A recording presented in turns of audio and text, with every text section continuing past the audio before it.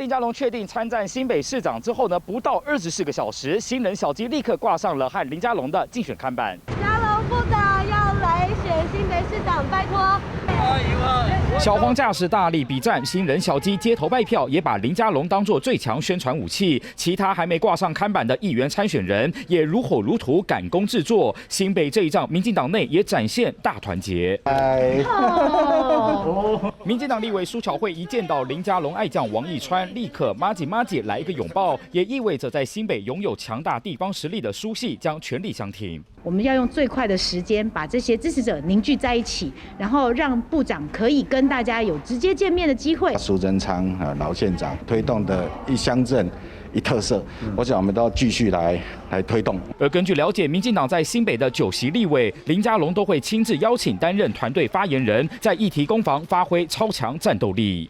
同党一命啊！林佳龙部长有需要，我个人是绝对100%的接受。不管是线上或是线下的活动，都会全力支持。至于力拼议员选战的37位民进党小鸡，也将把服务处转型为和林佳龙的联合竞选办公室，让林佳龙一参战，立刻在新北各地铺天盖地拥有据点。我相信多数的民进党议员参选人应该也会这样子做。那我觉得这就是一个团结的象征，让他在每一个地点都有一个服务处，可以和大家直接的互动。所以我们小鸡们也要赶快加紧脚步，一起挥剑出征。有了超强母鸡光环加持，迅速拉抬小鸡们整体气势。至于蓝营不断猛攻，林佳龙和新北毫无渊源，王义川也隔空反击。